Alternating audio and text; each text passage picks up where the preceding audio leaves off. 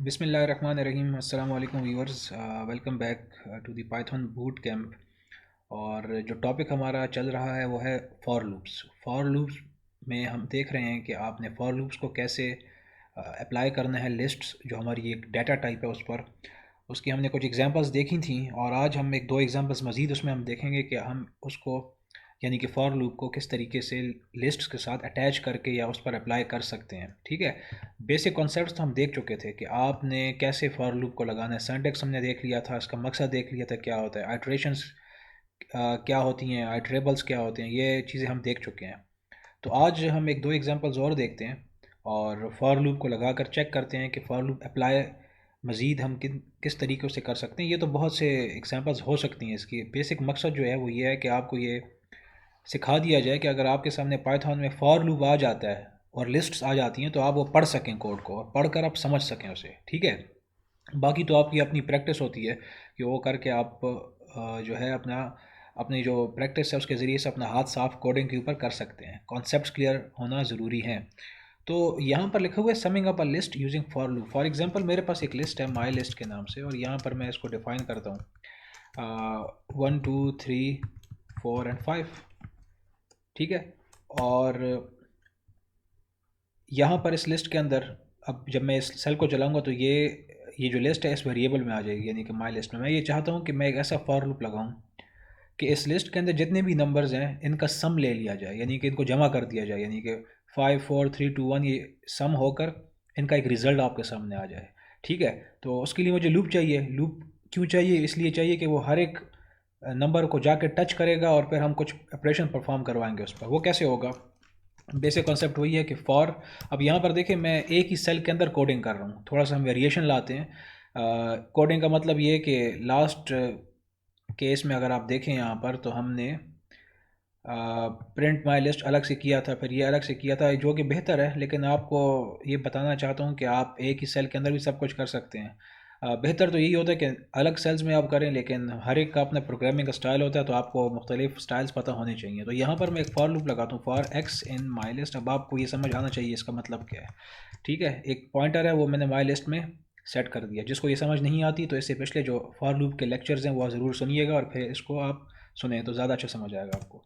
Indent हुआ, और मैं यहाँ पर इस फॉर लूप से पहले एक और चीज़ भी मैं कर रहा हूँ। वो ये मैं कर रहा हूँ कि यहाँ पर मैं एक वेरिएबल और ले रहा हूँ, फॉर एग्ज़ाम्पल sum1 के नाम से, और उसको मैं एक वैल्यू दे रहा हूँ 0।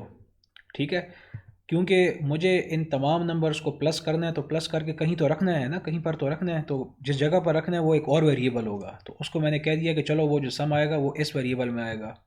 ठीक है, लेकिन इस वक्त तो इस वेरिएबल में कुछ भी नहीं है, तो जब कुछ नहीं है तो हम उसको ज़ीरो से इनिशियलाइज़ कर लेते हैं। इनिशियलाइज़ का मतलब ये होता है कि उसको कुछ ना कुछ वैल्यू दे दो। तो यहाँ पर for x in my list, यानी कि लूप चलेगा अब इस माई लिस्ट के तमाम नंबर्स के ऊपर, और इसने करना क्या है? करना यह है कि सम1 में, ये मैं अभी आपको समझाता हूँ। ठीक है, x प्लस sum1, यहाँ पर क्या हो रहा है आप देखें। For x in my list, वो कह रहा है कि इस अब स्टेटमेंट की समझ तो आपको आना चाहिए कि ये क्या मतलब है। कि फर्स्ट आइट्रेशन में ये x इस वेरिएबल में जाएगा और इस पहले नंबर को क्या करेगा? पॉइंट करेगा। तो इसका मतलब है इस वक्त x कहाँ पॉइंट कर रहा है? 1 पे। ठीक है, तो जब ये नीचे आएगा तो x में इस वक्त क्या है? 1 है।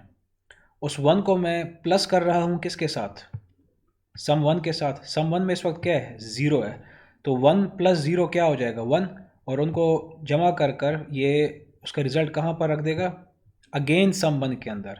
तो इस वक्त sum1 में 1 आ चुका होगा। ठीक है, फर्स्ट आइट्रेशन में। अब जब दोबारा ये फॉर लूप ऊपर जाएगा नेक्स्ट आइट्रेशन में, तो for x in my list होगा, तो अब x कहाँ पर पॉइंट करेगा? 1 पर नहीं कर रहा होगा, कहाँ पर कर रहा होगा? 2 पर।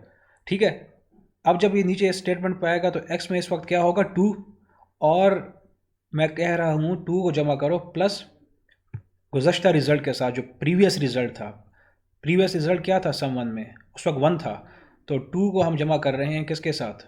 sum1 के साथ। sum1 में क्या था? 1, तो 2 प्लस 1 क्या हो जाएगा? 3, और उस 3 को दोबारा हम असाइन कर रहे हैं किस में?